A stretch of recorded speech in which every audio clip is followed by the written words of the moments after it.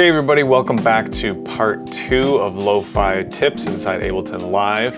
Today we're going to discuss 5 of my other favorite things that you can do using only stock effects and devices. So let's dig in. Number 1 is detune your drums. Let's listen to this drum beat that I have right now.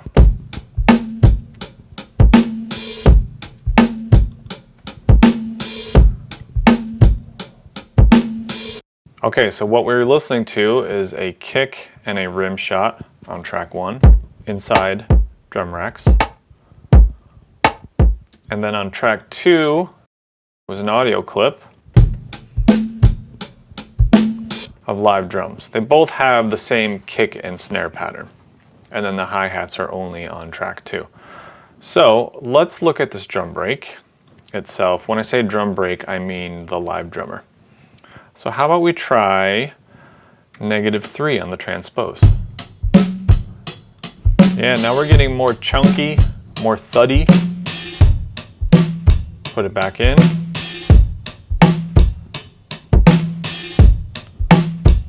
Yeah, so then what I would do is maybe grab an auto filter from my audio effects and I'd put it on a high pass at 180.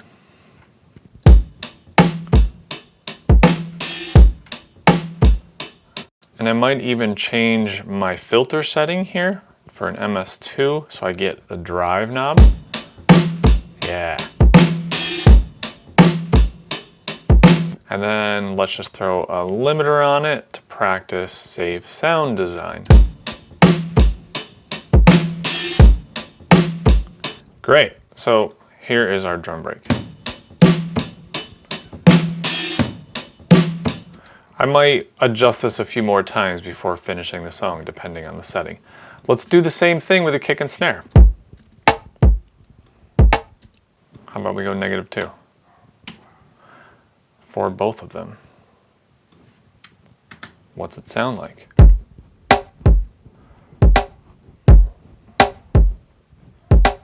Cool. Now be careful with your kick. I end up retuning my kicks a lot anyways, depending on the key of the song.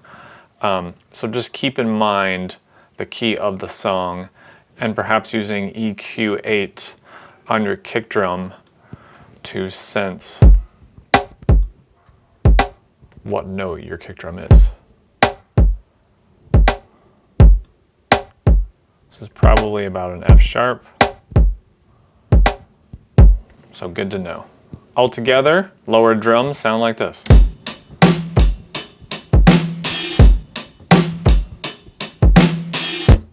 All right, that's number 1. Lower the pitch of your drums. Second lo-fi tip for today, use an auto filter as an auto wah. Okay, so here is our Rhodes part. Sounds nice. It's an instance of keyscape. Great, so what I can do with the auto filter, let me turn it on, and let's put it on a low pass.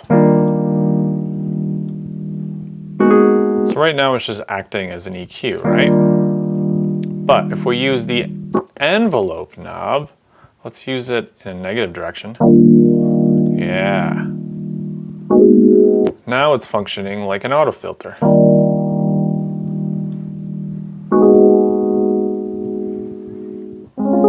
And again, we could change the circuit settings and add a little drive if we want.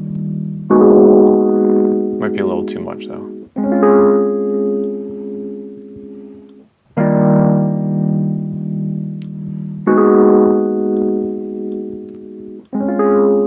And so keep in mind you can use the envelope in both directions. Here's in the positive direction. This really gets brighter on that attack or darker on the attack. I'd say this direction is much more lo-fi. So that's number 2, using the envelope knob on the auto filter as an auto wah to darken things up, because lo-fi tends to be pretty dark in the equalization sense. Number 3 record your parts in a higher key and then lower them. So I'm going to do my guitar here, and then I'm going to lower it. So let's check it out.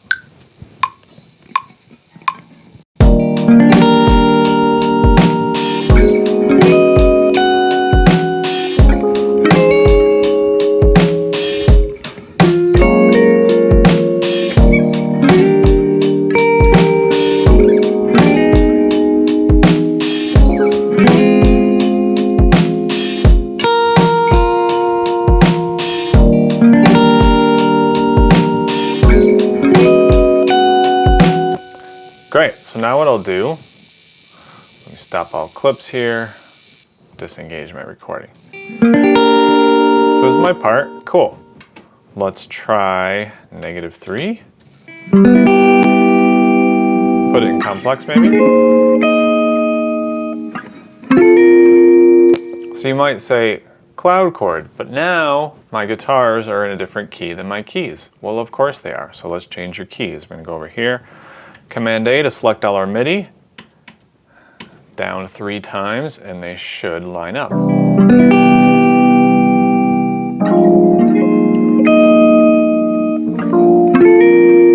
And maybe I'll even copy this auto filter from the keys and add it to my guitar channel so that we have 2 auto filters.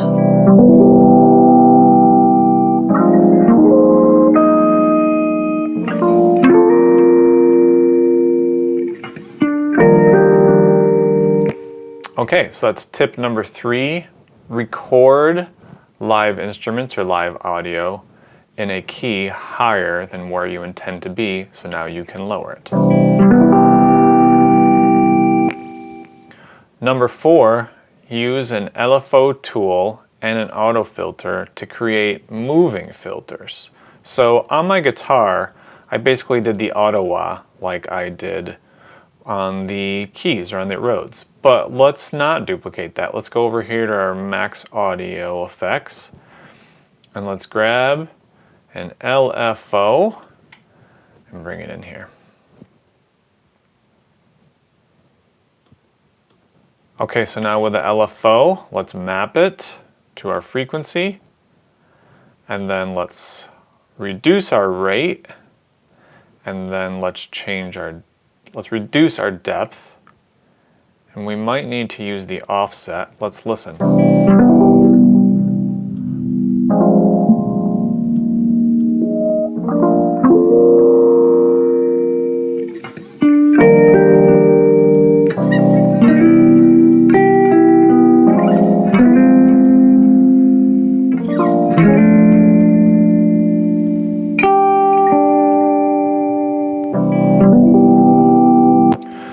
Cool, so now what we've got going on here is we have the envelope, so it is an auto filter.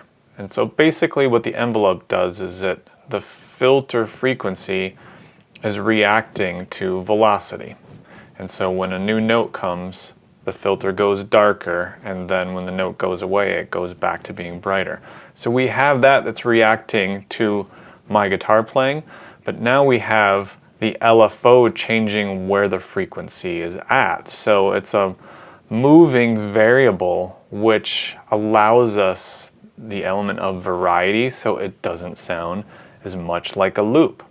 So far we got DETUNE drums, we got auto filter on the keys, and then we got recording at a higher key and pitching it down lower, and then we have the LFO for the moving auto filter, and together it all sounds like this.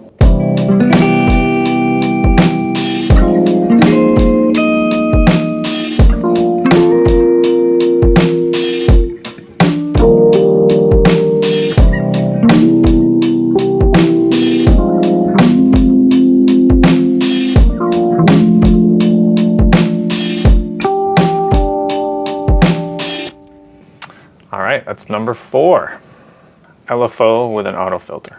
And last but not least, number 5, this is something I've been experimenting with lately, doubling your drum sounds with Foley. So let's check this out. So what I'm going to do is duplicate my kit sound, okay? And down here, I added some hi-hats, so it sounds like this all together.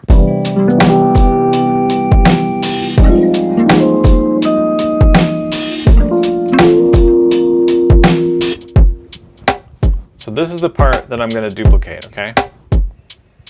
So right now, track 2 sounds the exact same, because I literally just Command-D'd track 1. So now I'm going to go to my user library, and under my drum kits, I have this really cool drum rack called G Mills Textures. I'm not sure if you're familiar with my buddy G Mills, but he is an amazing beat maker. We've done a lot of music together. We got some serious hits together.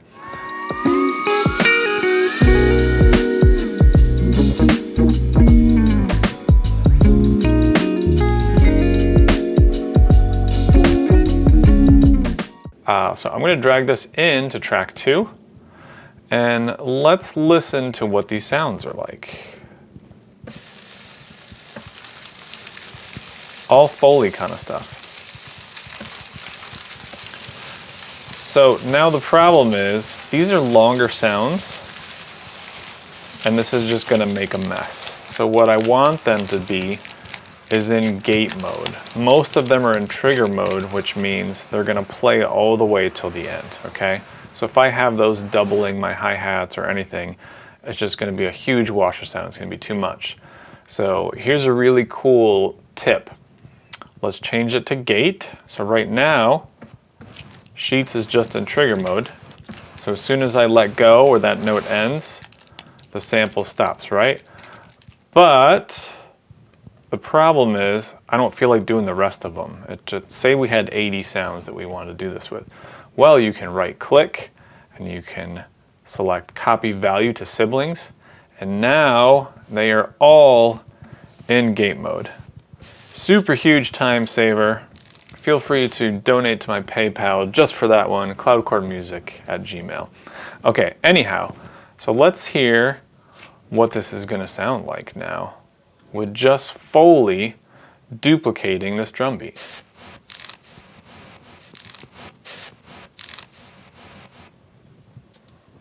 Not bad, right?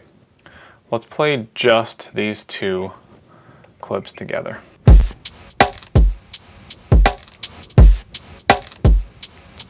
It's kind of neat. So we can mess with whichever ones we want to use. Like,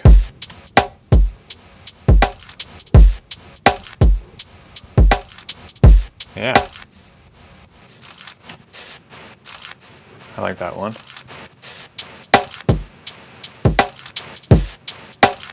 And maybe something that would be cool is to, from our audio effects, grab a compressor and just compress the entire track to the kick drum. Let's just see how that sounds, if it really does anything.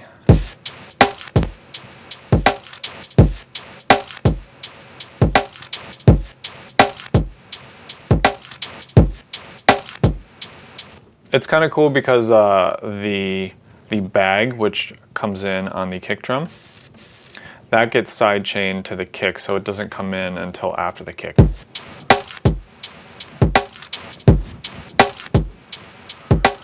Cool, so now imagine you could do things like filtering or chorusing. We could even do one trick. We could do like the Haas effect on this, and we could put it on time mode, and we could unsync them, and we could just make this a super wide sound. So I have one side is 1 millisecond and the other side is about 20. Filters off, feedback's on 0, dry wet's on 100. That's cool, now it's really wide. All right, let's hear everything together.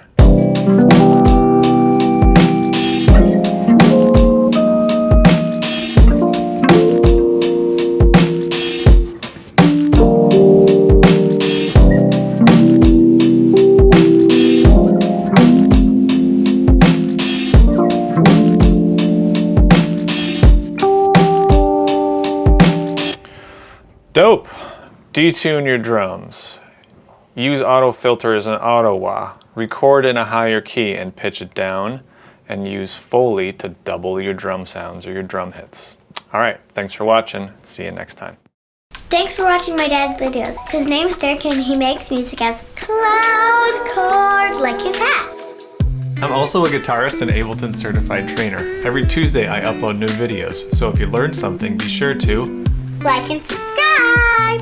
And his hat is really cool.